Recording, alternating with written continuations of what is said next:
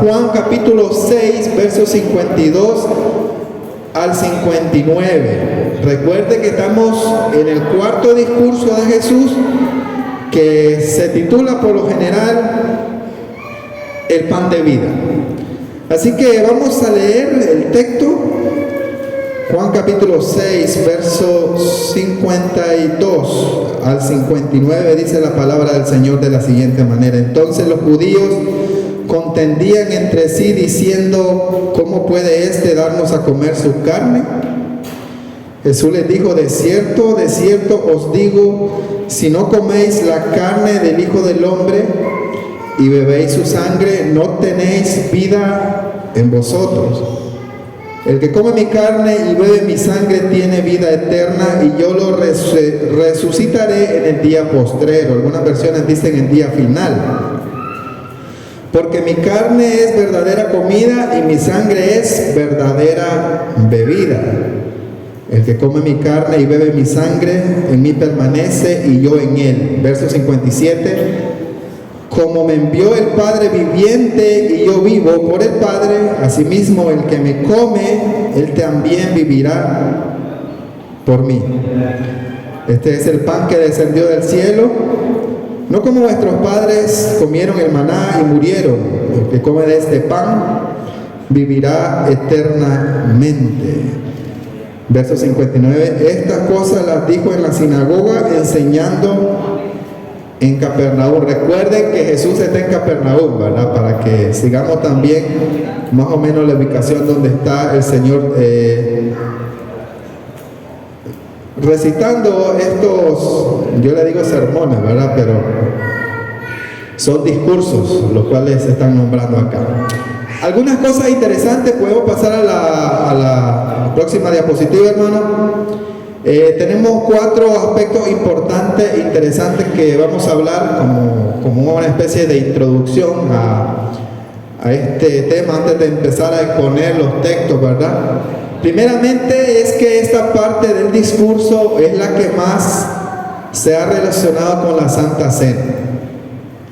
Yo no sé cuántos de ustedes han tenido la oportunidad de, al momento que se hace la Santa Cena, escuchar esta parte del texto. Que un hermano viene, quizás no en esta iglesia, puede ser en otra iglesia, que a la hora de participar de la Santa Cena, el hermano que la dirige viene y cita este texto. Que si nosotros lo leemos, así como seguimos la lectura, nos damos cuenta de que al parecer se está refiriendo directamente a la Santa Cena, porque está hablando de comer, está hablando de beber su sangre, y tiene algunos términos que nosotros directamente la relacionamos con la Santa Cena. Pero yo creo que de alguna manera hay que ponerle mucho énfasis a eso, mucha importancia, hay que escudriñar un poco más, y muchas veces no solamente quedarse con lo que a veces nos dicen, sino que de manera personal ir a la Biblia, escudriñarla, leerla con un propósito especial, pedirle sabiduría al Señor para que Él nos pueda revelar lo que Él quiere que nosotros aprendamos y podamos conocer su voluntad.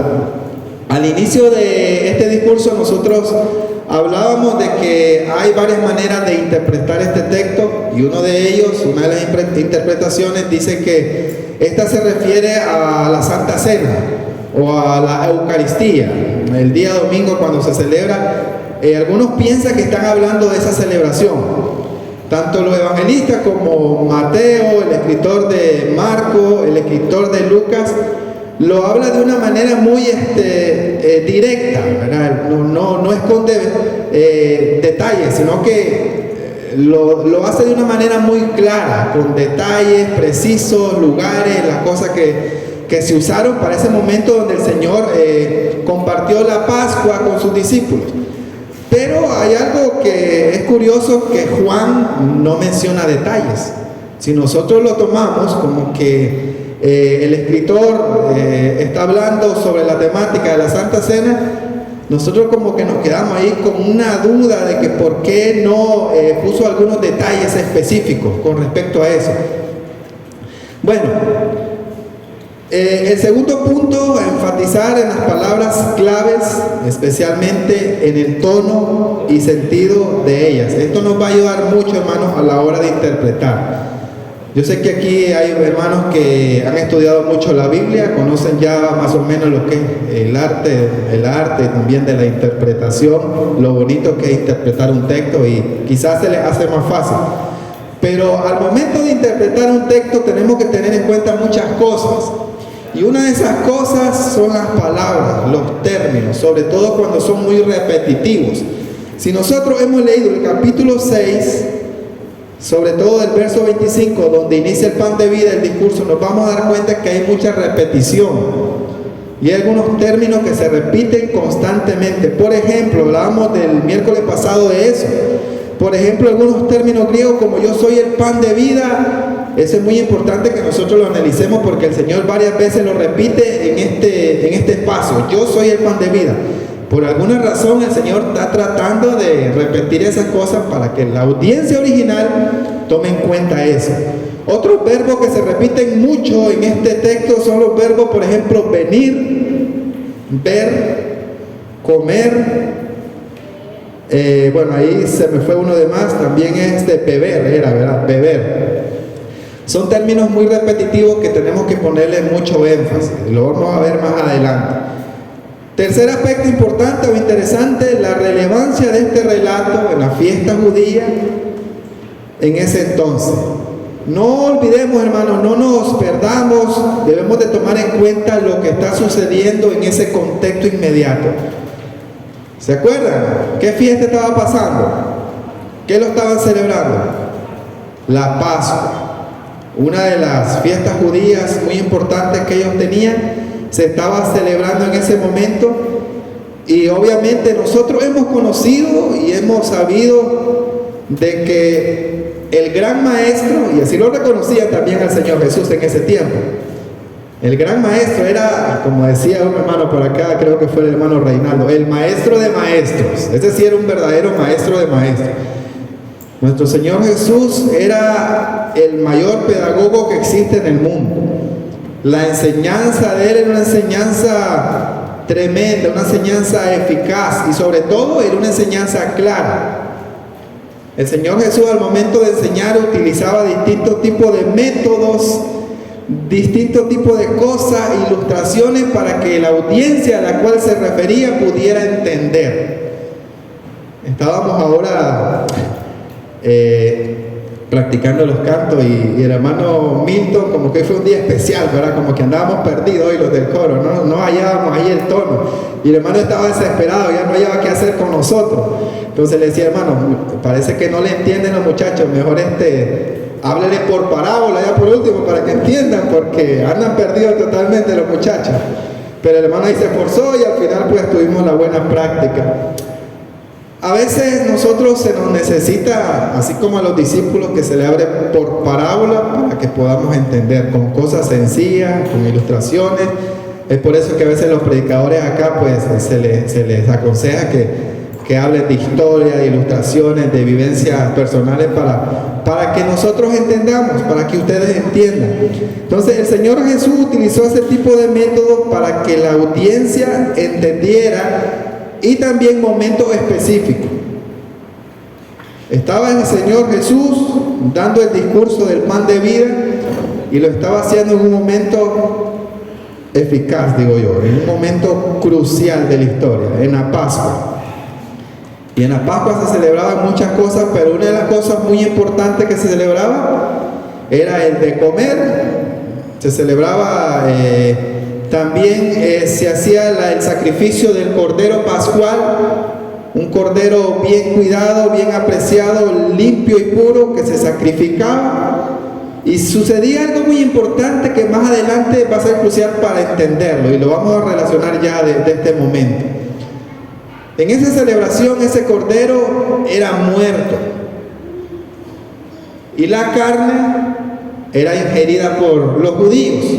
Se comían el cordero, y la sangre derramada se utilizaba para algunas cosas, entre esas cosas para pintar algunas partes de las casas judías como a un tipo de señal que significaba eso, como cuando el pueblo judío salió de Egipto. Entonces eso lo vamos a ver más adelante y van a ver ustedes que todo como que se está relacionado, con todo ahí como que tiene lógica.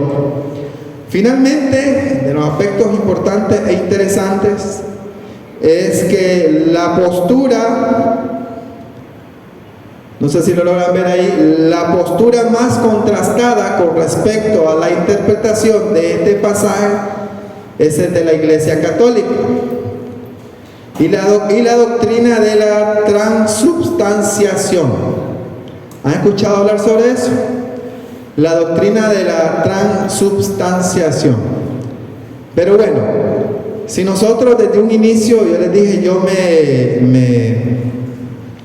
yo me voy por la interpretación un poquito más simbólica, un poquito más espiritual. Pero si por alguna razón usted piensa de que sí, en esta parte del texto se está hablando de la Santa Cena o de la Eucaristía, pues vamos a estudiar bien el texto y nos vamos a dar cuenta qué es lo que sucede. Pero sí, la interpretación que contrasta esta interpretación simbólica es la que tiene la Iglesia Católica y la doctrina de la transubstanciación, que significa que literalmente al momento de participar del pan y al momento de participar de la copa, que solamente el Padre lo hace, pues literalmente está consumiendo la carne de Jesús y literalmente está bebiendo la sangre de Jesucristo, ¿verdad? Que por medio de una oración que hace el Padre es el único que tiene esa responsabilidad o ese derecho de hacer esa oración, se transforma en ese momento en el cuerpo literal y la sangre literal de Jesucristo. Hay un sinnúmero de debates en cuanto a esto que no nos vamos a meter, pero tiene que ver con la temática de hoy. Entonces entramos de lleno a exponer el texto. Nos vamos a centrar en el verso 52 ahí de nuestra Biblia, Juan capítulo 6, verso 52. Dice: entonces los judíos contendían entre sí diciendo, ¿cómo puede este darnos a comer su sangre? Inicialmente nosotros vemos que acá existe en ese momento un debate. Dice la primera frase: entonces los judíos contendían entre sí, o sea, el grupo de personas que estaban allí probablemente en la sinagoga tenían cierto conocimiento, eran judíos. Los judíos conocían de la ley, conocían de la palabra, de los profetas, de los libros de sabiduría. Entonces ellos sabían, ellos conocían en teoría interpretar la ley, manejaban mucho la memorización, pero les estaba faltando algo. Pero en ese momento dice que ellos estaban contendiendo. A mí me da como la idea de que ellos, o dentro de ese grupo que estaba allí, habían algunos que estaban a favor, muy pocos probablemente, y habían otros que estaban en contra de Jesús en ese momento, de las palabras que él le estaba diciendo, de su sermón o del discurso. Pero uno de ellos, o un grupo de ellos, decía, ¿cómo puede darnos a comer su sangre? Yo no sé usted, pero yo lo que veo acá es un judío que todavía no comprendía exactamente lo que Jesús estaba tratando de decirles. Hablábamos de los predicadores, hablamos de la enseñanza de Jesús, y yo no sé si a ustedes alguna vez les ha pasado que a veces, escuchan a un predicador o escuchan a un maestro que está dando la clase y ustedes no le entienden nada. Sí, hermano Gustavo, ustedes no le entienden nada. El hermano está ahí tirando texto hasta por docena, o el hermano está ilustrando, el hermano está profundizando, pero la audiencia a veces no le entiende. ¿Vea? Y a veces no es problema quizá de la audiencia, o a veces no es problema también del que está predicando, sino que a veces como que nos falta algo, hay una chispa que haga detonar eso que tenemos a veces en nuestro entendimiento, ¿verdad? Sobre todo necesitamos el Espíritu Santo que nos ayude. Las personas en ese momento todavía no estaban comprendiendo el mensaje que trataba de darle el Señor Jesús. ¿Recuerdan ustedes la purificación del templo? Juan capítulo 2, verso 20, si no me equivoco, todo el capítulo 2 habla sobre, o la gran mayoría del capítulo 2 habla sobre la purificación del templo. Viene Jesús, está la gente vendiendo, a Jesús no le gusta eso y empieza a tirar las mesas allí.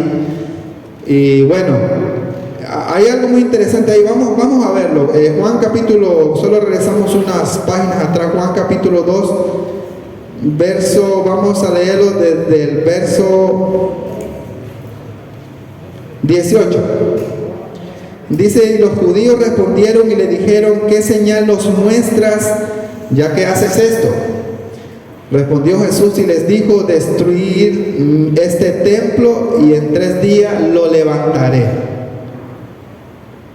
Verso 20, dijeron luego los judíos: en 46 años fue edificado este templo, y tú en 3 días lo levantarás. Estaban perdidos los judíos, ¿verdad? No estaban entendiendo. Ellos estaban tomando todo de una manera literal, pero Jesús no le estaba hablando de una construcción literal. Dice el verso 21, mas él hablaba del templo, dice, de su cuerpo. Por tanto, dice, cuando resucitó de entre los muertos, esa frase a mí me gusta muchísimo, sus discípulos se acordaron que había dicho esto y creyeron la escritura y la palabra que Jesús había dicho. O sea, hasta en ese momento que fueron abiertos sus ojos después de la resurrección, que el Señor les abrió el entendimiento, como el grupo Casa que tuvimos este lunes, que hablábamos sobre eso, que muchas veces necesitamos que nuestro entendimiento se nos abra para que nosotros podamos entender. Era lo que estaba pasando literalmente con el grupo de judíos.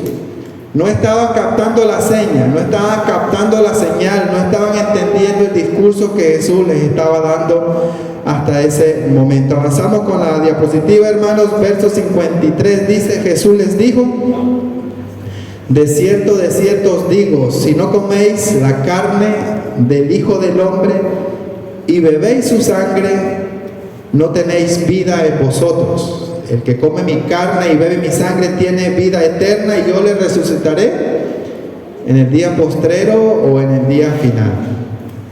Miren que en este capítulo 6 Jesús es la 4ª vez que menciona la frase: de cierto os digo. Y esta frase es una frase original de Jesús. En toda la Biblia usted no va a encontrar a una persona, a un discípulo, a un profeta que diga en el término original es de cierto os digo. Es como una frase, yo le digo una frase divina, una frase que tiene autoridad, que tiene poder, que viene de lo alto y que significa que las cosas que están pasando, que están diciendo, son ciertas. Como aquella frase que también encontramos en la Biblia: ciertísimamente. Algo que es verídico, algo que no debe estar la más mínima duda que lo que se está diciendo en ese momento es verdad. Así que para el momento de interpretar un texto tiene que hacer usted mucho énfasis cuando esta frase está presente, porque lo que viene después es sumamente importante. Y escuchen la palabra: de cierto os digo, si no coméis la carne del Hijo del Hombre y bebéis su sangre, no tenéis vida en vosotros. Jesús ya ha hablado de comer el pan de vida, que Él dice: yo soy el pan de vida. Y también ya Jesús ha hablado sobre dar su carne. Pero ahora en este momento, según la lectura, Él está siendo un poco más explícito, un poquito más claro al decir que hay que comer su carne y beber su sangre. Yo no sé si a ustedes les ha pasado al momento de escudriñar un texto parecido a este, pero yo me represento también como los judíos, no entiendo. Hay cosas en la Biblia que son difíciles realmente, hay cosas en la Biblia que son duras, que uno tiene que analizarlas profundamente, pero sobre todo pedirle ayuda al Espíritu Santo para que Él nos dé el entendimiento, ¿verdad? Para que nosotros podamos entender todo eso. ¿Será que es necesario entonces comer de manera literal la carne de Jesús y beber su sangre? Los judíos estaban perdidos con esta frase, no hallaban qué hacer. Pero si nosotros vemos el verso 54 del capítulo 6 de Juan, dice: el que come mi carne y bebe mi sangre tiene vida eterna, y yo le resucitaré en el día postrero. Comparando un poco las frases que se utilizan en los evangelios al momento de hablar de la Eucaristía, de la Santa Cena, decíamos el miércoles pasado que la palabra en original que se utiliza significa cuerpo. En los evangelios aparece la palabra cuerpo al momento de hablar sobre la Santa Cena. Contrario a Juan, utiliza el término distinto a carne. O sea, carne y cuerpo son términos distintos, sobre todo en el original griego. Entonces, comparando esas relaciones, nosotros podemos llegar a una pequeña conclusión de que realmente Juan no se está refiriendo en este momento a la cena del Señor, sino que de alguna manera él está haciendo el énfasis en la muerte de Jesucristo, cuando él sí, de manera literal, entregó su cuerpo y entregó su sangre. Ahora viene algo interesante. Para que nosotros podamos obtener la salvación por nuestro pecado, la redención, la santificación, ¿creen ustedes que es necesario o es primordial la Santa Cena como objetivo final de nuestra salvación? ¿Será que el énfasis de la Santa Cena es la salvación de nosotros? Es una pregunta ahí un poquito profunda, pero yo quiero hacerla ahora contrario, contrastarlo con otra pregunta.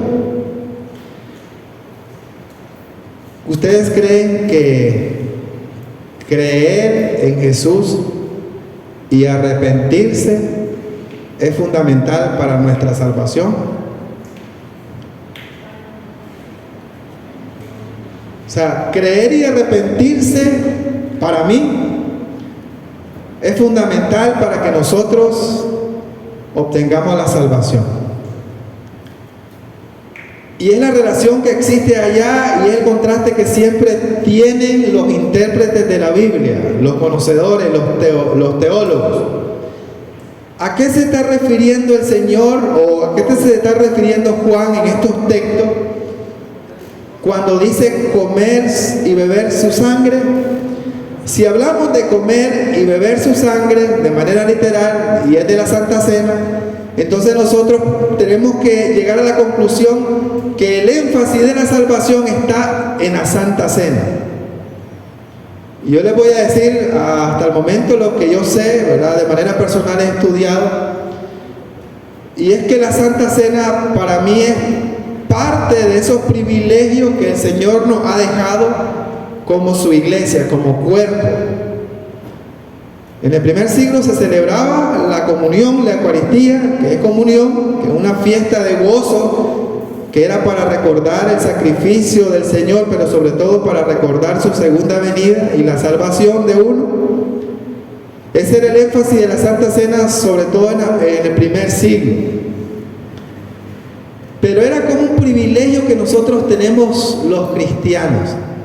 Pero yo no puedo decir que la Santa Cena a mí me da salvación. No lo podría decir, hermano, con autoridad. Es parte de las cosas que nosotros tenemos que hacer, porque nos ayudan a entrar en la comunión con Jesucristo y con su cuerpo.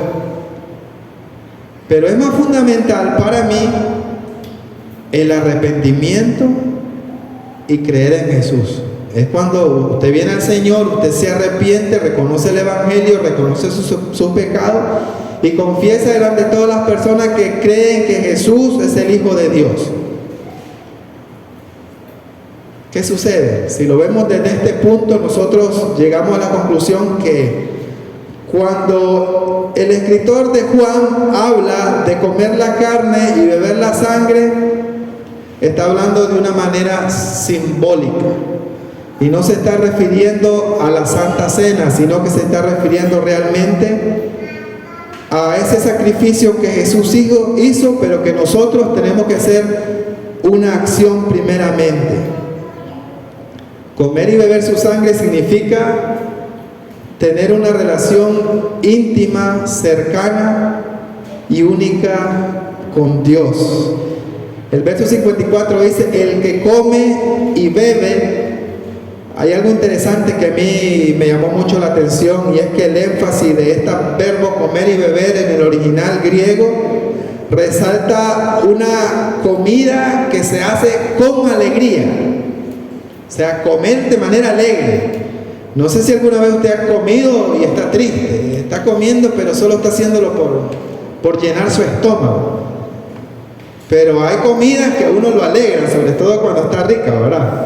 Y cuando hay algo que celebrar, es una comida que usted se está comiendo, pero lo está haciendo con un fin especial. Ese es el verbo que se utiliza acá, que de alguna manera nos expresa ese sentimiento que tiene que haber en nosotros, todos los cristianos. Comer y beber no es de manera literal, sino que es una acción. Y es una acción simbólica que de alguna manera nos representa el acercarnos más al Señor. ¿Cómo? Más adelante, ya al final lo vamos a ver, ¿verdad? Avanzamos, verso 55, avanzamos con la diapositiva, hermano. Dice: porque mi carne es verdadera comida y mi sangre es verdadera bebida. Dice: el que come mi carne y bebe mi sangre, en mí permanece y yo en él. Los judíos no habían conocido cuál era el verdadero significado del pan. Seguían esperando el maná del cielo, literalmente. Miren ese contraste que hasta la fecha existe. Los judíos estaban interpretando al Señor literalmente. Comer su carne, se habían sorprendido ver beber su sangre. Incluso para ellos era grotesco, porque para un judío era prohibido comer carne, peor si era humana. Tremendo para ellos. Beber sangre, si no se podía beber sangre de los animales, peor de un humano. Eso era algo terrible para ellos, inaudito totalmente. Pero es que ellos lo estaban tomando todo de manera literal. Y desde que empezamos a analizar el libro de Juan, los discursos, las hazañas y todas las cosas que hacía Jesús, por lo general siempre hablaba con metáforas, ilustraciones, analogías. No era de manera literal. Siempre hay un simbolismo. Entonces, al momento de interpretar estas cosas, tenemos que de alguna manera seguir el hilo de interpretación que estamos llevando. No literal, sino simbólico. Entonces, los judíos no habían conocido cuál era el verdadero pan. Querían el maná para llenar sus estómagos y sus necesidades. Pero ahí viene el énfasis. No. Ustedes tienen que comer de mí y beber de mí, así como la samaritana. Esa sed se sacia con mi sangre, con el agua de vida. Y esa hambre no se sacia con maná, con algo secular, con algo material, sino que se sacia con mi cuerpo, se sacia con su palabra, se sacia con su sabiduría y con todas aquellas cosas que nos ayudan a acercarnos más al Señor, a desarrollar nuestra espiritualidad. Está hablando el Señor de manera simbólica, no de manera literal. Verso 56, el que come mi carne y bebe mi sangre, en mí permanece y yo en él. Permanecer indica un estado obviamente permanente, no temporal. Jesús quiere que participemos de Él, que vayamos a Él, que le pongamos todas nuestras cargas, todas nuestras necesidades y que vivamos en comunión con Él de manera permanente. Contraste, el pueblo judío lo querían hacer de manera temporal, solo en momentos que ellos tenían hambre, solo en momentos que había necesidad. La relación con el Señor Jesús, hermanos, con nuestro Dios, como cristianos, siempre tiene que ser de manera permanente. Verso 57, avanzamos con la otra diapositiva, ahí estamos ubicados, sí, verso 57. Como me envió el Padre viviente, dice, y yo vivo por el Padre, así mismo el que me come, él también vivirá por mí. Sigamos el simbolismo. Este es el pan que descendió del cielo, no como nuestros padres comieron el maná y murieron. El que come de este pan vivirá, dice, eternamente. Hay muchas cosas que los judíos no entendieron. Incluso llegaron hasta el punto de crucificar a Jesús porque no entendieron. Y la misericordia del Señor fue tan grande que Él reconoció eso cuando estaba en la cruz y les dijo, perdónalos porque no saben lo que hacen. Ellos no sabían lo que estaban haciendo porque tenían entenebrecido, tenían nublado, tenían una pared en su mente que no los ayudaba a ir más allá. Es interesante, ¿verdad? Y vamos a entrar al momento de las aplicaciones. La última diapositiva, hermanos. Y es que muchas veces nosotros también no entendemos lo que Dios quiere para cada uno de nosotros, sobre todo ya en nuestra vida cristiana. Supongo yo que todos los que estamos acá somos bautizados, o la mayoría somos bautizados, pero a veces nos cuesta captar y entender la voluntad de Dios para cada uno de nosotros, sobre todo lo que Dios quiere en nuestras vidas. Hay cosas que a veces nos nublan nuestro entendimiento, que cierran nuestra mente para entender la voluntad de Dios. A veces son cosas materiales, así como los judíos, que veían, tenían los ojos puestos en las cosas materiales y seculares de este mundo, en las cosas vanas, y no en las cosas espirituales que Dios quería que ellos entendieran. La salvación, acercarse a Él, el creer, el arrepentirse. Estas tres aplicaciones las traigo a manera de reflexión a través de tres preguntas. Quiero que nos tomemos un momento, hermanos, para que nosotros analicemos nuestro estado en este momento. Que no nos pase como le estaba pasando a los judíos, a los que estaban escuchando a Jesús en su discurso, que no entendían. Y la pregunta es, ¿cuán entendidos estamos de lo que Cristo nos dice?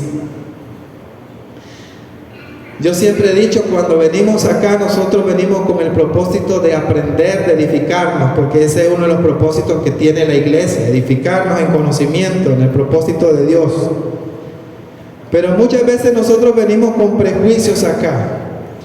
Incluso nosotros a veces empezamos a criticar, a veces los hermanos que probablemente pasan acá y de alguna manera se esfuerzan, y podemos llegar a caer en el error de criticar demasiado al hermano, ¿verdad? Y no poner énfasis en quizá lo que el hermano con mucho esfuerzo y trabajo quiere dar a entender.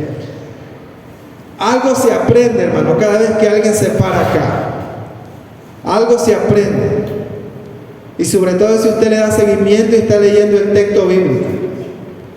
Pero si nosotros no estudiamos de la palabra, de ese pan de vida, si nosotros no nos alimentamos de su palabra, no vamos a comprender la voluntad de Dios nunca.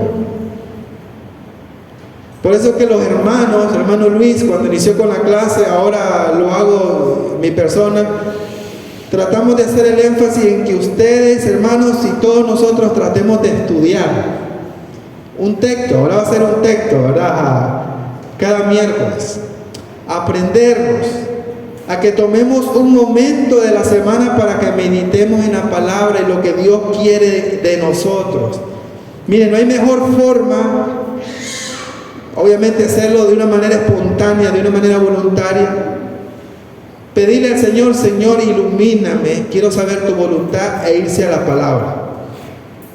Hermano, Dios le va a hablar por medio de la palabra. No espere que le hable por medio de otra cosa, por medio de sueños, por medio de una voz audible ahí. Dios le va a hablar por medio de la palabra. La segunda pregunta es: ¿cuán nutridos estamos espiritualmente? Yo hoy vine bien alegre porque la hermana Dayana trajo pancito, el que me gusta. Pan del bueno. ¿Cuán nutridos estamos nosotros? No materialmente, porque yo sé que aquí habemos gente bien nutrida, sino espiritualmente. ¿Estamos desnutridos espiritualmente? ¿O tenemos sobrepeso? ¿O ese sobrepeso es puro conocimiento vano, de ese que no sirve? Hay que hacer énfasis a veces y reflexionar, hermanos, lo que hemos aprendido y sobre todo cómo lo estamos poniendo en práctica en nuestra vida. El verdadero conocimiento, la verdadera sabiduría de Dios, hermano, se mira en los frutos de uno, en las obras, en el cambio que usted va a dar. Cuando usted se acerca al Señor y tiene una relación íntima con Él, usted va a ser una persona diferente. Finalmente, ¿cuán seguro estamos de resucitar con Cristo? ¿Estamos seguros que vamos a resucitar en el día final con Cristo? ¿Estamos seguros que nos vamos a ir con Él? Hay unos que están dudosos todavía, ¿verdad? No, hermano. Usted debe tener la seguridad que va a resucitar con el Señor, pero para tener esa seguridad, hermano, usted también tiene que acercarse a Él. Yo no sé si usted alguna vez le ha pasado de querer quizá que una persona le ayude o que una persona quizá le brinde algo, pero para que esta persona le ayude o le brinde algo, usted tiene que acercarse a ella. Si usted tiene una necesidad, tiene que ir donde ella, ¿verdad? Pero si usted no va donde ella, aquella persona no va a saber lo que usted quiere. Para recibir esa salvación, obviamente entendiendo el texto de manera simbólica, usted tiene que creer, arrepentirse, ya lo hemos hecho nosotros. Pero ahora tiene que existir una relación permanente con Él. Cuando nosotros estamos más cercanos al Señor, vamos a ser partícipes, hermanos, de ese verdadero pan de vida. Y vamos a ser partícipes de esas promesas que el Señor tiene para cada uno de nosotros. Así que recuerde, hermano, pídale entendimiento, sabiduría al Señor para que conozca su voluntad y su propósito y no le pase lo que le pasó a nuestros amigos y hermanos judíos, que no le entendieron el mensaje que Jesús estaba tratando de expresar. Dios me lo bendiga, hermanos. Buenas noches y nos vemos el próximo miércoles.